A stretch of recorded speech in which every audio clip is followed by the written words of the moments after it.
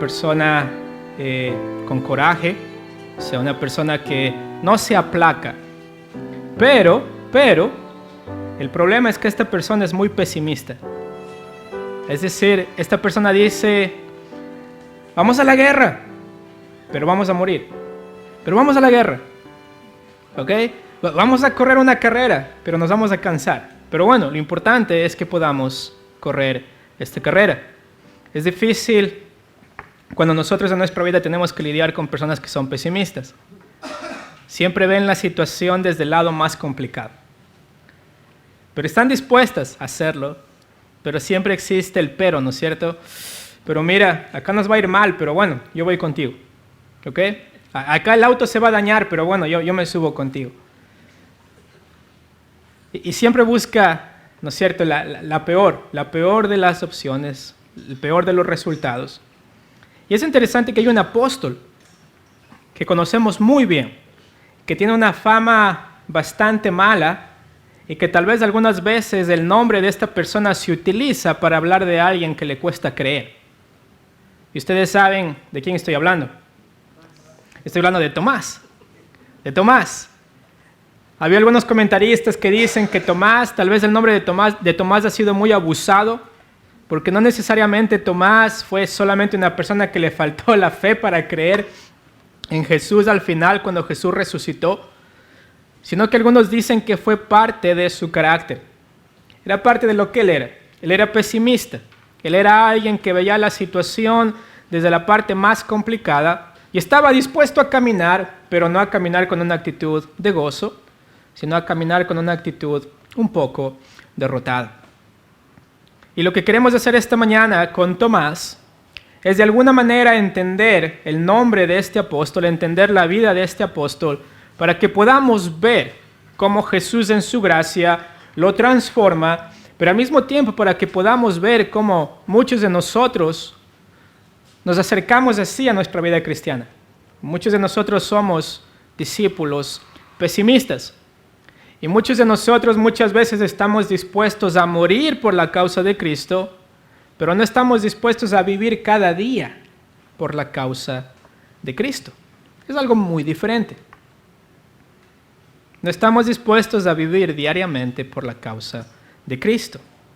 Y lo que vamos a llamar hoy día es Tomás el apóstol incrédulo. ¿Ok? Tomás el apóstol incrédulo. Y entre paréntesis pueden poner ahí pesimista. El pesimista. ¿Qué podemos decir en cuanto a su nombre? ¿Ok? ¿Qué podemos decir en cuanto al nombre Tomás? No hay mucho para decir en cuanto al nombre Tomás, sino solamente que significa un gemelo. Tomás Dídimo. Significaba que Tomás tenía un hermano gemelo. ¿Ok? No nos dice quién era, no lo describe, pero por lo menos sabemos que Tomás tenía un hermano o hermana gemelo, gemela. No hay mucho para hablar. Tomás aparece solo en las listas de los apóstoles, por ejemplo en Mateo capítulo 10, en Marco capítulo 3, en Lucas capítulo 6 y en Hechos capítulo 1, versículo 13. ¿Ok? Tomás está incluido en todas las listas de los apóstoles y como ustedes saben bien, Tomás está incluido en el segundo grupo de los apóstoles, que está compuesto por ¿quién? ¿Recuerdan? Felipe, Natanael, Mateo y Tomás. ¿Ok? Necesitamos sabernos de esto. O sea, necesitamos saber los apóstoles. ¿Quiénes eran los apóstoles? Entonces tenemos el segundo grupo que de alguna manera representaba este grupo que está cerca de Jesús.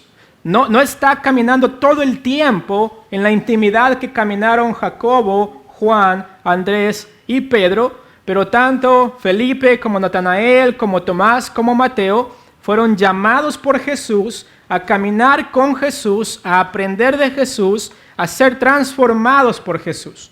¿Ok? En este caso, con Tomás, Jesús no le cambia el nombre, simplemente él se llama Tomás. Está en la lista de los apóstoles, pero es interesante que, igual que con Natanael, ¿se acuerdan quién era Natanael? El Natanael de Juan es el Bartolomé ¿de dónde? De Mateo, de Marcos y de Lucas. Recuerden esto, si están buscando el nombre de Natanael en Mateo, Marcos, Lucas, se van a quedar buscándolo toda la vida.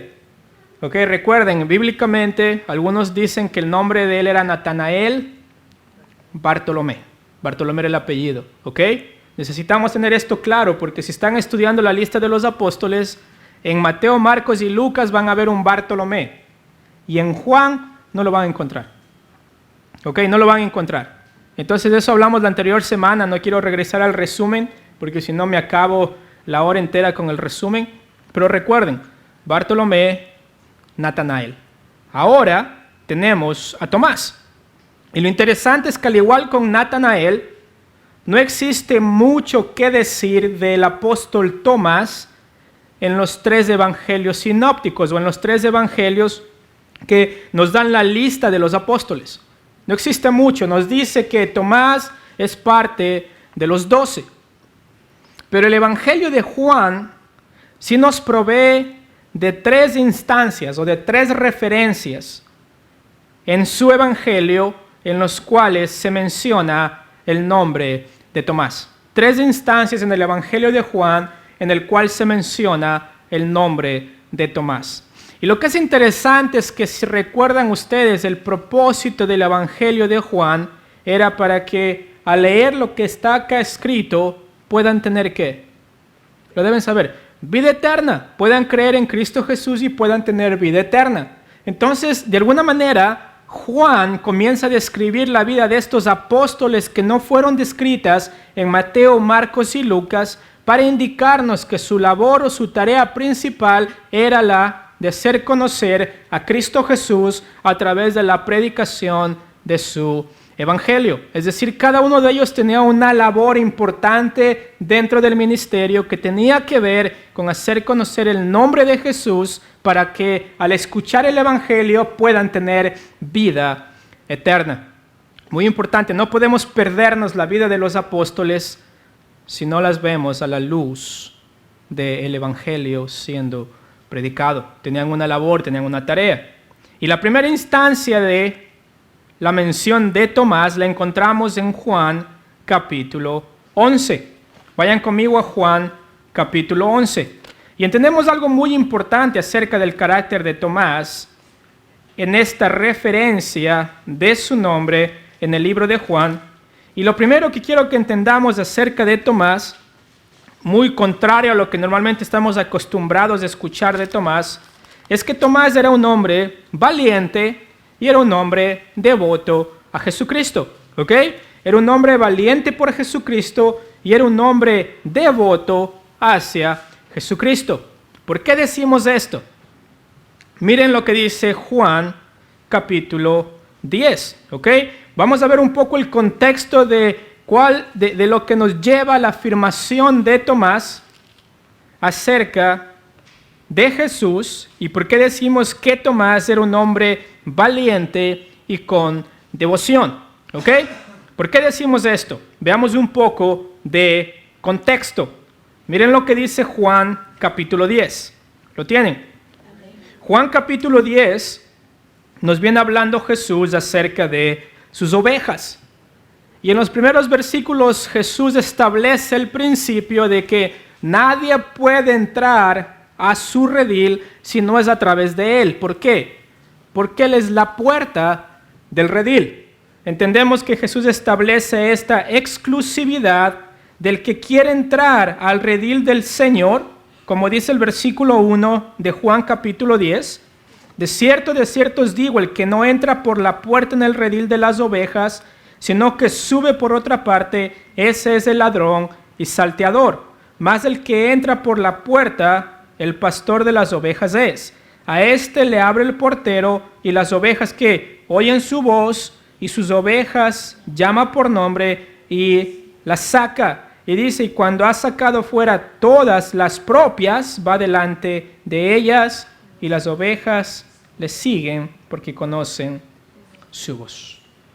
El Señor establece esta exclusividad de que si alguien quiere ser una oveja de Dios, necesita seguirlo a Él. Entonces, imagínense en el shock que esto causaba, tanto en los fariseos en los saduceos, en los esenios, en personas que habían guardado la ley y que ellos decían, no, guardar el sábado es lo que te permite entrar delante de Dios. O practicar la ley es lo que te permite entrar delante de Dios. Y Jesús les dice, si ustedes no me escuchan a mí, son ladrones y salteadores. Si ustedes no entran por la puerta conmigo, ustedes no pueden entrar al redil y no me van a seguir y solamente me siguen los que conocen mi voz, porque yo soy el buen pastor. Y luego Jesús va a hablar acerca de él siendo el buen pastor. Miren lo que dice el versículo 7. Dice, volvió pues Jesús a decirles, de cierto os digo, yo soy la puerta de las ovejas. ¿Ok? Jesús está afirmando exclusividad. Es decir, el que quiere seguir a Jesús va a tener que solamente afirmar su fe en Jesús. No va a tener que seguir la ley y Jesús, o su propia religión y Jesús, o tratar de ganarse el cielo y también seguir a Jesús. Jesús dice, yo soy la puerta. El que entra a través de mí realmente entra al redil de Dios. Y luego, miren lo que dice en el versículo 14. ¿Lo tienen? Miren lo que dice el versículo 14. Yo soy el buen pastor, acá es hermoso, y conozco mis ovejas y las mías me conocen. Y luego Jesús va a hacer una afirmación aún más extraordinaria que va a causar que estas personas se vuelvan locas, las que están escuchando. Miren lo que dice acá. Dice, así como el Padre me conoce, ¿y yo qué? Y yo conozco al Padre. ¿Qué dice acá?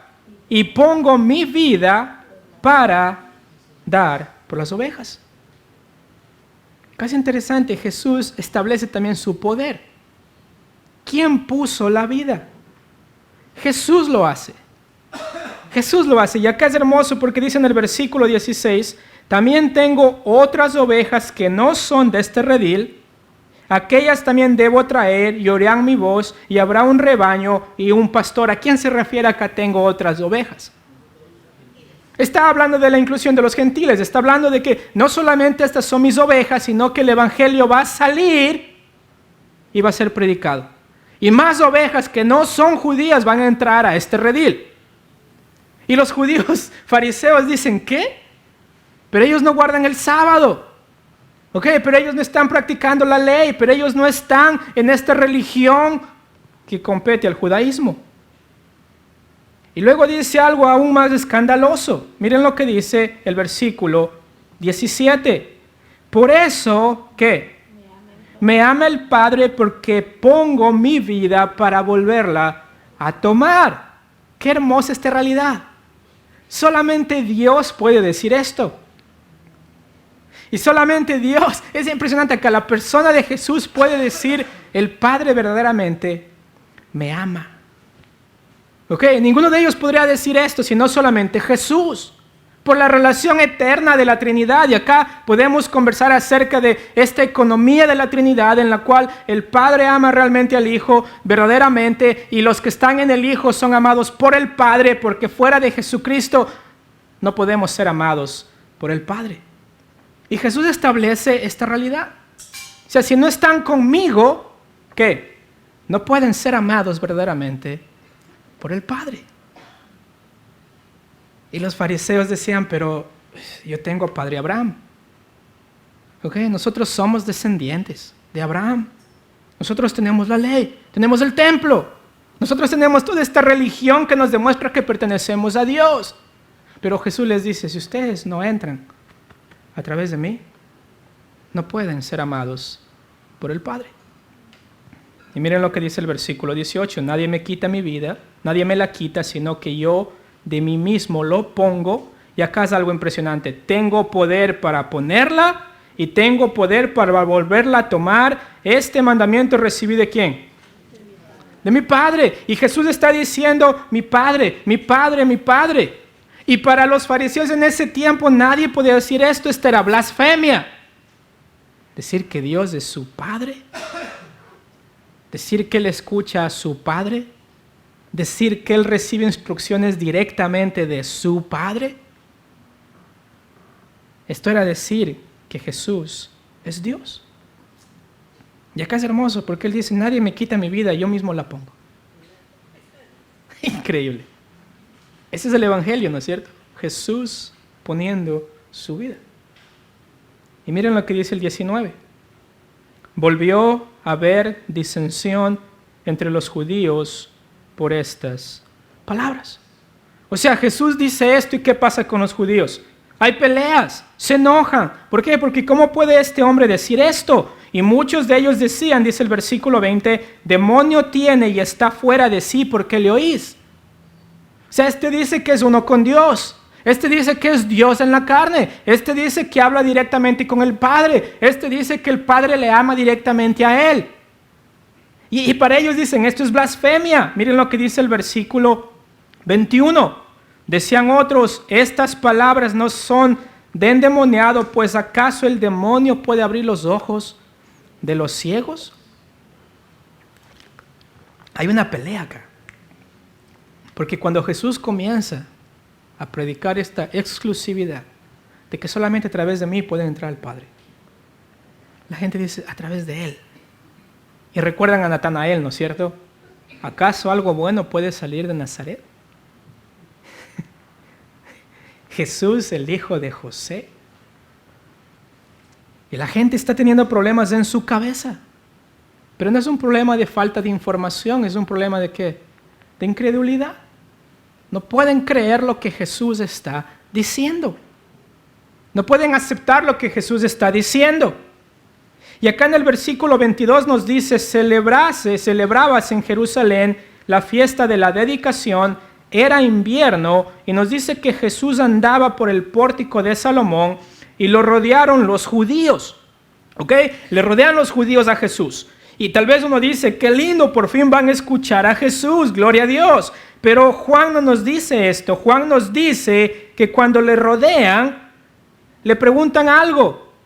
¿Hasta cuándo nos turbarás el alma? Estas afirmaciones de Jesús producían un efecto interno en el corazón de ellos. Les ponía realmente a decir si este hombre realmente es Dios y si Él está diciendo la verdad. ¿Significa que tengo que dejar todo lo que me enseñaron para seguir a este hombre? ¿O para el judío significa que este es el Mesías que había de venir y a Él necesitamos ver? Pero si lo ven, es el hijo de José. Es alguien que salió de Nazaret. Es alguien que está hablando de morir. ¿Por qué está hablando de morir? ¿Por qué está diciendo yo pongo mi vida, no me la quitan? O sea, si es Dios realmente, ¿por qué está hablando de morir? ¿Podemos confiar en alguien que va a morir? Y la mente de ellos está totalmente consternada. No pueden estar tranquilos en su corazón. Es decir, las palabras de Jesús no les deja quietos. No les permite quedarse en el mismo lugar que estaban. No les permite decir, bueno, soy judío y también al mismo tiempo guardo la ley, pero también puedo seguir a Cristo. No les permite guardar su religiosidad y al mismo tiempo seguir a Cristo. Es un compromiso genuino, es un compromiso que demanda solo exclusividad de seguir y escuchar solamente a Cristo Jesús. Y por eso le dicen en el versículo 24, si tú eres el Cristo, dínoslo abiertamente. ¿Sí ven cómo funciona la incredulidad? Jesús les ha estado diciendo abiertamente todo este tiempo, yo soy el Cristo. No es un problema de Jesús, es un problema del corazón que no quiere creer. Y Él les responde, les he dicho y no creéis, las obras que yo hago en nombre de mi Padre, ellas dan testimonio de mí. Pero vosotros no creéis, ¿por qué? Porque no soy de mis ovejas como yo les he dicho. Qué impresionante esta afirmación. Jesús le dice, no me creen porque no son míos. ¿Ok? No me creen porque no son míos. Y no ser de Jesús significa no ser de ¿quién? De Dios Padre. Y eso era lo peor que le podían decir a un judío. Dios está enojado contigo por tu pecado. Y si no entras a través de Cristo Jesús, esa ira va a permanecer sobre tu pecado. Y ellos dicen, pero somos hijos de Padre Abraham. Pero Jesús les dice, en el versículo 26, 27, mis ovejas oyen mi voz y yo las conozco y me siguen. Y dice, yo les doy vida eterna y no perecerán jamás, ni nadie las arrebatará de mi mano. Dice, mi Padre que me las dio es mayor que todos y nadie las puede arrebatar de la mano de mi Padre. Establece esta hermosa realidad de que la salvación es que el Padre le da al Hijo para que Él pueda salvarlos. Impresionante esto, es una obra de Dios, totalmente de Dios. Y el religioso se vuelve loco, ¿por qué? Porque el religioso quiere salvarse a través de sus buenas obras. Porque el religioso quiere salvarse solamente haciendo algo bueno que pueda agradar a Dios, pero Jesús les está diciendo, ustedes no son mis ovejas, porque siguen confiando en ustedes mismos, porque no pueden creer en mí. Pero el que no cree en mí no es mi oveja. Y no es mi oveja a quien el Padre no me ha dado. Es hermoso el versículo 29. Mi Padre me las dio. ¿Y quién es mayor que todos?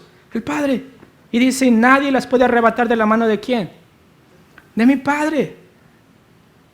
Es impresionante. Y luego, miren lo que dice el versículo 30. Y yo y el Padre, uno somos. Impresionante, impresionante. Habla de esta unidad de Dios. No son tres dioses, es un solo Dios, tres personas. Pero la cuestión es que uno diría, bueno, acá la gente va a decir, gloria a Dios, qué bueno, gracias Jesús por dejarnos saber el camino. Gracias porque estábamos condenados, gracias porque ahora podemos ver la luz y podemos acercarnos al Padre, podemos ver que tú eres el Mesías, el prometido, y entendemos Isaías 53 cuando decía que el Mesías habría de morir y había de dar su vida en rescate y que iba a ser sacrificado, golpeado, no se iba a poder reconocer su rostro. No hacen esto. ¿Qué es lo que hacen ellos? Miren lo que dice el versículo 31. ¿Ok? 31, Juan capítulo 11, versículo 31. Entonces los judíos, dice que volvieron a tomar piedras, ¿para qué? Para apedrearle. Quieren matar a Jesús por estas afirmaciones. ¿Cómo se atreve este hombre a decir que es igual a Dios? ¿Cómo se atreve este hombre a decir que es uno con el Padre? ¿Cómo se atreve? Y acá hay dos opciones, o Jesús está mintiendo o Jesús está diciendo la verdad. Pero la mentira, no se preocupen, la mentira no les mata. Es la verdad la que hace que el corazón se enoje y quiera matar a Jesús. Es la verdad. Es la verdad de que ellos saben que no pueden negarlo. ¿Por qué? Porque sus milagros lo testifican. Porque su Padre que está en los cielos lo testificó. Porque Juan el Bautista lo testificó. Porque los discípulos, los apóstoles ahora están viendo y están diciendo, tú eres el Cristo, el Hijo del Dios viviente. Es decir, las evidencias son tan claras que no pueden negarlo. Y cuando no pueden negarlo, ¿qué sucede? Recurramos ¿a qué? A la violencia. A la violencia. Y vienen y agarran las piedras. Y dice que volvieron a tomarlas. Volvieron a tomarlas, es decir, ya hubo una amenaza anterior en la cual quisieron apedrear a Jesús, pero debido a su predicación, acá vemos que ellos vuelven a tomar las piedras para apedrear a Jesús. Y luego nos dice en el versículo 40, ¿ok? Versículo 39, porque Jesús vuelve a hablar acerca de su relación con el Padre. De que Él es uno, de que Él está haciendo las obras del Padre, de que si le creen a Él, se le están creyendo al Padre, y si creen al Padre, le creen a Él. Y luego en el versículo 39 dice que procuraron otra vez prenderle, pero Él se escapó de sus manos. ¿Por qué? Porque no era su tiempo todavía. Es hermoso que como Jesús simplemente se va. Y luego el versículo 40 nos dice que Jesús se fue de nuevo al otro lado del Jordán, donde primero había estado bautizando ¿quién? Juan el Bautista, y se quedó allí. Y muchos venían a él y decían, Juan, a la verdad, ninguna señal hizo, pero todo lo que Juan ¿qué? Dijo de éste era verdad. Y muchos creyeron en él. Versículo 42. Y acá solamente como un paréntesis. Ustedes ven el fruto de la predicación de un hombre fiel, Juan el Bautista. Él no hizo milagros, ¿ok? Él no hizo milagros. Él solamente predicó el evangelio. Y acá dice que Jesús llega al otro lado del Jordán, es decir, Jesús se va de Jerusalén, se va de la región de Judea y camina con sus apóstoles hasta el otro lado del Jordán. Cruza el Jordán, ¿ok? Cruza. Y acá sabemos por qué. ¿Por qué? Porque le quieren matar. Le quieren apedrear en Jerusalén ahora. Entonces Jesús sale y va a una ciudad, algunos dicen que se llamaba Betania, en donde era una ciudad que estaba al otro lado del Jordán. Y acá nos dice, en el capítulo 11, que llegan las hermanas de Lázaro, ¿ok? Miren el capítulo 11, dice que estaba entonces enfermo uno que, llamado Lázaro, y acá nos dice de Betania. Hay dos Betanias en la Biblia.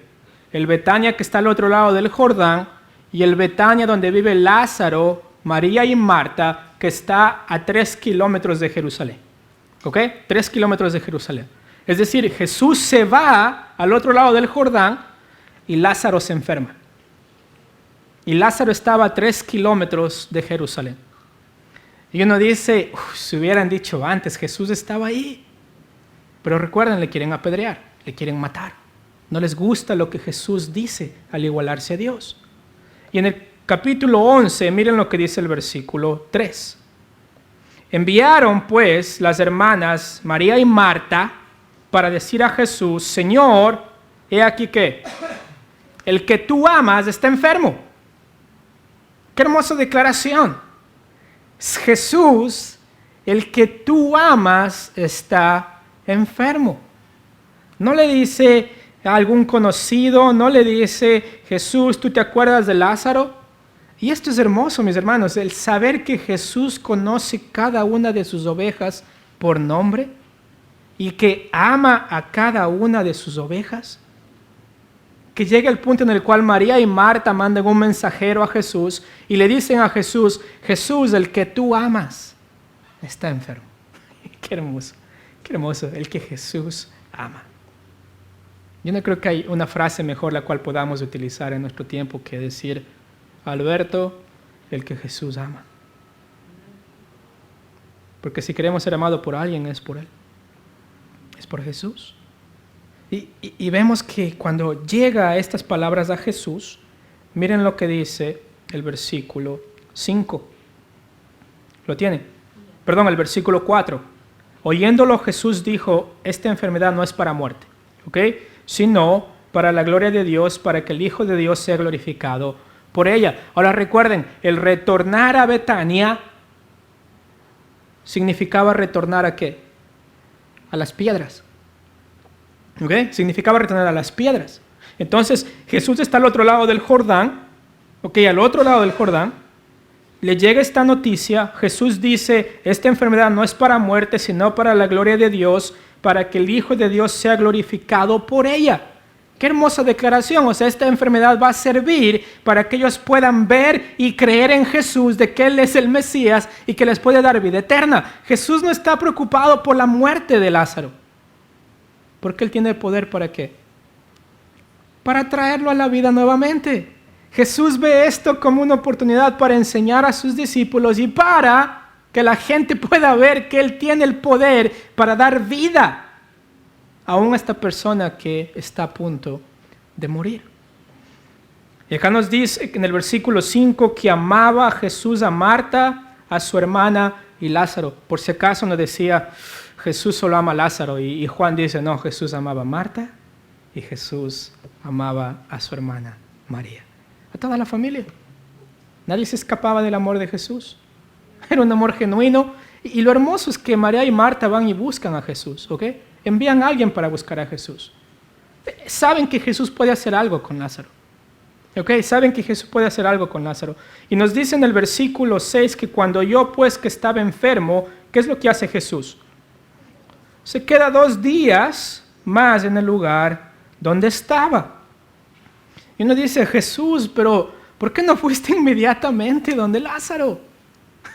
2 días más. Yo me imagino, o sea, el mensajero regresa donde María y Marta y les dice, yo le dije, pero no salió inmediatamente. Se quedó ahí, se quedó al otro lado del Jordán. Y pasan 2 días.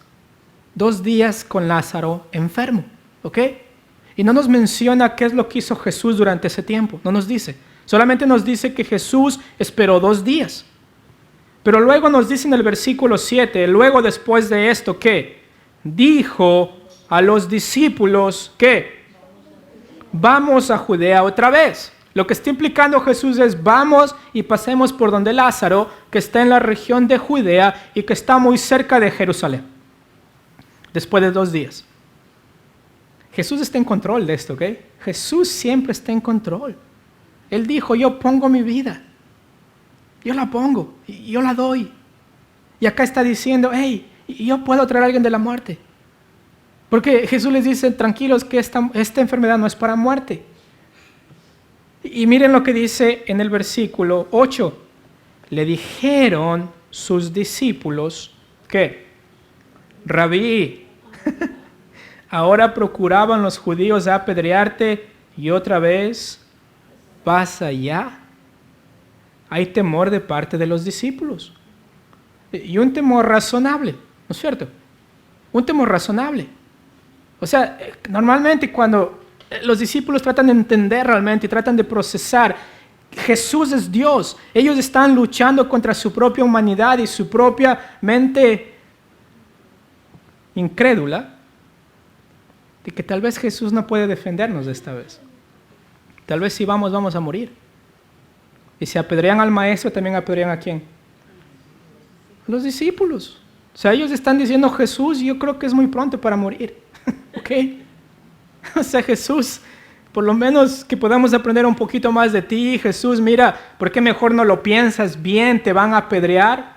¿Ok? Hay este temor de parte de ellos. Hay este temor de parte de ellos. Y Jesús les dice esto solamente para establecer la realidad de que el que le sigue a Él está en la luz y el que no le sigue a Él está en la oscuridad. Miren lo que dice el versículo 8, le dijeron los discípulos, Rabí, ahora procuraban los judíos apedrearte y otra vez vas allá. Respondió, y es interesante que le dice, vas allá. O sea, como que le están diciendo, como que te vas solo, Jesús, esta vez. Como que allá no vamos. Pero respondió Jesús, ¿no tiene el día 12 horas? El que anda de día no tropieza, porque ve la luz de este mundo. Qué hermosa realidad. Es Jesús diciendo, ustedes van conmigo. ¿Ok? Ustedes van conmigo. Yo soy la luz del mundo. Ustedes van conmigo. ¿Por qué están temiendo? O sea, ustedes están conmigo. ¿Por qué temen? Yo les he demostrado que puedo levantar a los cojos, puedo dar vista a los ciegos, les he demostrado que soy el Mesías, les digo que vengo del Padre, les digo que tengo el poder, pero ustedes ahora están dudando. ¿Por qué? Por las pedreadas. Y Jesús les dice, el que anda de día no tropieza, porque ve la luz de este mundo. Jesús les dice, mientras estén conmigo, no andan en tinieblas, andan en la luz. Y yo les doy vida. Y miren lo que dice el versículo 10, pero el que anda de noche tropieza porque no hay luz en él. Mis hermanos, Jesús establece esta realidad de que al estar con Él ellos son más que vencedores. ¿Por qué? Porque andan en la luz, porque están con el que es la luz, porque al estar con Jesús nunca nos equivocamos de camino, porque al estar con Jesús nunca nos equivocamos de vereda. Porque al caminar en obediencia a Jesús, nunca vamos a estar mal espiritualmente. Tal vez físicamente nos cueste algo, pero espiritualmente estamos caminando en la luz. Y los discípulos necesitaban aprender esta lección. No temas a las piedras, teme a ¿quién? Teme a Cristo, teme a Dios. Teme al que te puede no solamente quitar la vida en el cuerpo, sino también el que te puede condenar tu alma al infierno por toda la eternidad. Témele a Él, témele a Cristo, camina con Cristo, sé feliz con Cristo, confía en Cristo. Y acá es una lección tan grande para los discípulos. ¿Por qué? Porque Jesús no les dice, oh, cierto, me acordé ahorita, gracias por dejarme saber que me quisieron matar. El versículo 11 dice, dicho esto, les dijo después, nuestro amigo Lázaro duerme, mas voy para despertarle. Ok, Jesús está hablando acá con este simbolismo, ¿no es cierto? Les dijo, nuestro amigo Lázaro duerme, mas voy para despertarle. ¿Qué significa dormir acá? Morir. Jesús lo está utilizando como este sinónimo de muerte. Pero ¿qué dice en el versículo 12?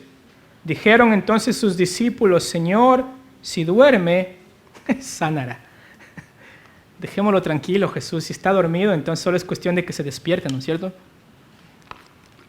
2 ibuprofeno, 3 de paracetamol, se le va la fiebre. Se va a despertar Jesús. Se va a despertar. No vayamos allá, Jesús, por favor. No vayamos. Nos van a matar. ¿Ok? O sea, hay una frustración acá de parte de los discípulos en la cual están simplemente temiendo al hombre, pero están con Jesús ahí. Jesús camina delante de ellos. Jesús les acabó de decir, el pastor les trae al redil y cuando salen del redil, ¿salen con quién? Con el pastor caminando al frente de ellos. Y a ellos se les olvidó ese hermoso mensaje de Juan capítulo 10, de que el Señor camina con ellos. Y le dicen, Jesús, si Él duerme, entonces se va a descansar, se va a despertar pronto, ¿no es cierto? Pero Jesús en el versículo 13 decía esto de la muerte de Lázaro, y ellos pensaron que hablaba de reposar del sueño. ¿Qué es lo que les hace mal entender a ellos lo que Jesús dijo? El temor de no ir a Judea. Jesús les dice, ella durmió. Y seguramente era una manera amorosa de decirles, porque seguramente tal vez ellos eran amigos de Lázaro. Tal vez iba a ser fuerte para ellos saber que Lázaro murió. Pero al final Jesús, como buen maestro, en el versículo 14 dice, entonces Jesús les dijo claramente, Lázaro ha muerto. Lázaro ha muerto. Y ahora yo creo que los discípulos van a decir, entonces ya no tenemos que ir a Judea, porque ya murió. Tal vez gracias a Dios que murió, porque nos va a permitir no ir a Judea y no ser apedreados. ¿Okay? No nos dice cuál es la tercera respuesta de los apóstoles, porque Jesús no les deja responder en este momento. Seguramente iba a ser otra excusa. Jesús, ¿para qué vamos a ir donde un muerto si ya está muerto? O sea, déjalo tranquilo que le entierren sus hermanas. Pero acá nos dice en el versículo 15, y me alegro por vosotros de no haber estado allí para que creáis, mas vamos a Él. Qué hermosa realidad. Por eso Jesús esperó 2 días. ¿Ok? Porque quería levantar a Lázaro de la muerte, para darle una enseñanza a sus discípulos de que Jesús no solamente puede levantar de la muerte a Lázaro, sino que puede darles vida eterna, es decir, darles una vida para siempre con Él. Y acá nos dice que cuando Jesús les dice, y me alegro por vosotros de no haber estado allí para que creáis, mas vamos a Él. Acá el maestro habló, ¿ok? Ellos no vuelven a decir nada y seguramente tal vez fueron agarrando palos en el camino, piedras, qué sé yo, tratando de defenderse. Pero acá viene Tomás. Y es interesante, porque cuando Jesús dice más vamos a Él, nos dice acá, entonces Tomás dijo. ¿Y qué fue lo que dijo Tomás? Dijo entonces Tomás, llamado Dídimo, a sus compañeros de trabajo, a sus condiscípulos, utiliza acá, a los que trabajaban juntos con Él. Vamos también nosotros para que muramos juntamente con Él. Aquí es un hombre valiente, tiene valentía, tiene coraje, pero Él no dice, vamos que Jesús nos puede proteger, vamos que Jesús está al frente de nosotros, estamos con Él. Él dice, hey, vamos todos a morir, si igual es nuestro fin, por lo menos vamos a morir con Jesús. O sea, si nos matan, que nos maten con Cristo. Es interesante esta devoción que él tenía. Entonces él dice, hey, si morimos con Cristo, ¿ok? Si voy a morir en algún punto de mi vida, prefiero que sea con Cristo. Si me van a apedrear, por lo menos que me apedreen con ustedes que son mis amigos. Pero aún en medio de esta valentía y este coraje, esta devoción que él demuestra, se entiende que él sigue aprendiendo acerca de quién es realmente Jesús. Jesús les dice, vamos conmigo. Él está pidiendo una total confianza de que Él va a estar con ellos y Él les va a cuidar. Pero acá tenemos un hombre que es valiente, pero un poco pesimista. Y aunque demuestra devoción y coraje, este es el único hombre que dice, hey, vayamos también nosotros para que muramos juntamente con Él. Y le faltó lo que Jesús le dijo, ¿no es cierto?, a Marta. Miren lo que dice en Juan capítulo 11, versículo 26. ¿Lo tienen? Cuando Marta le dice a Jesús, Jesús, si hubieras estado aquí, Lázaro no hubiera muerto. Y Jesús le dice, miren lo que le dice en el versículo 25. Le dijo Jesús, yo soy la resurrección y la vida. El que cree en mí, aunque esté muerto, vivirá. Y todo aquel que vive y cree en mí, no morirá eternamente. ¿Crees esto? Acá no hay un pesimismo de parte de Jesús. Hay una victoria, hay una declaración de victoria. De que aunque el cuerpo perezca, al confiar en Jesús, tú realmente vivirás. Parece una paradoja. ¿Cómo puedo al morir estar vivo? Y yo pensé que al morir ahí se acaba todo. Pero Jesús dice, no, es solo el comienzo. Solo el comienzo de estar para siempre conmigo. Y Jesús enseña una lección tan grande. Y también aprendemos mucho acerca de este hombre que tenía valentía con pesimismo. Y muchas veces nosotros nos manejamos así en nuestra vida cristiana. Estamos derrotados. Bueno, tenemos la esperanza de que al final Jesús hará algo. Como que hay luz al final del túnel. Pero mis hermanos, necesitamos caminar confiados en el Señor Jesús de que Él está en control. De que nada se sale del control de Él. No decimos, bueno, sí, si me toca morir por Cristo, voy a morir. Decimos, si queremos vivir, vamos a vivir por Cristo. Y si eso nos cuesta la muerte, gloria a Dios por eso. Pero necesitamos estar dispuestos a vivir por Cristo. Y eso es lo que entendió Tomás al estar frente a Lázaro. Cuando las mujeres lloran, y hay gente llorando acá en el capítulo 11, y las mujeres le dicen, Jesús, pero ¿por qué no viniste 2 días antes? Cuando llega Jesús acá han pasado 4 días desde que Lázaro murió. 4 días. El cuerpo ya apestaba. Si había una probabilidad de que tal vez el corazón sigue latiendo, en 4 días ya estaba descomponiéndose el cuerpo de Lázaro, perdón.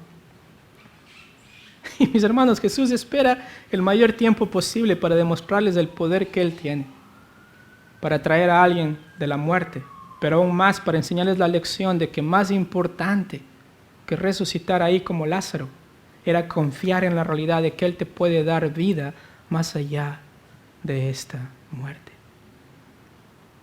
Y Jesús lo hace diciendo en Juan capítulo 11, versículo 25, yo soy la resurrección y la vida, el que cree en mí, aunque esté muerto, vivirá.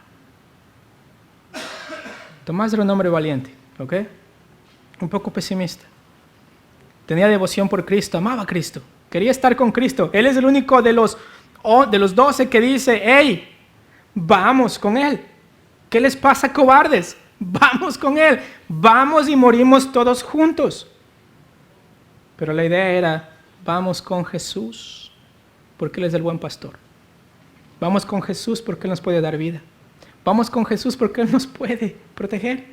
Vamos con Jesús porque su interés genuino es darnos vida aún después de la muerte. Vamos con Jesús. Y Tomás aprendió eso. Y vamos a ver la siguiente semana, Dios mediante, cómo en el capítulo 13 también Tomás demuestra su devoción cuando Jesús les anuncia su muerte. Y Tomás le dice a Jesús, Jesús, pero ¿a dónde vas? ¿A dónde te vas, Jesús? Nos estamos acostumbrando ya a estar contigo y ahora nos dices que te vas. Llévanos contigo. Ahora quiere ir con Jesús, ahora también después de su muerte. Y Jesús es muy misericordioso al trabajar en el corazón de Tomás, en lo que él necesitaba. Entonces, mis hermanos, nosotros como creyentes debemos caminar con Jesús, no con una actitud pesimista. Si estamos dispuestos a morir por Él, necesitamos estar dispuestos a vivir con Él. Si estamos dispuestos a dar testimonio de Él, necesitamos vivir vidas que demuestran y exhiben una confianza íntegra y una confianza eterna en el Señor, de que realmente Él tiene el control de las situaciones de mi vida. De que realmente, aunque este cuerpo se acabe, el Señor Jesús sigue en control. ¿Por qué? Porque Él me resucitará en el día postrero. Romanos capítulo 8, 28 nos dice, ¿no es cierto?, en esta sección que ni la muerte, ni la vida, ni ángeles, ni principados, ni potestades, ni lo creado, ni lo porvenir nos podrán separar del amor de Dios que es en Cristo Jesús, Señor nuestro. Eso no solamente apunta al final, eso apunta al presente. De vivir vidas, mis hermanos, que están confiadas en Cristo Jesús, como esa persona por la cual podemos ser valientes. ¿Por qué? Porque Él camina al frente nuestro. Porque Él está al frente nuestro. Porque si hay alguien que nos ama, así como amaba a Lázaro, amaba a Marta, amaba a María, también, mis hermanos, nos ama a nosotros. Nos ama a nosotros. Vamos a orar. Amado Señor, gracias por su palabra esta mañana, y rogamos, Señor amado, que en su gracia usted nos permita confiar, Señor amado, en valentía. No con una actitud pesimista, sino con una actitud, Señor amado, de saber que usted venció a la muerte. Que la muerte no pudo con usted, y que usted es la resurrección y la vida. Que el que viene a usted, Señor amado, el que confía en usted, aunque pase físicamente de este mundo, vivirá. Denos, Señor amado, incremente nuestra fe, por favor, Señor. En el nombre de Cristo Jesús. Amén.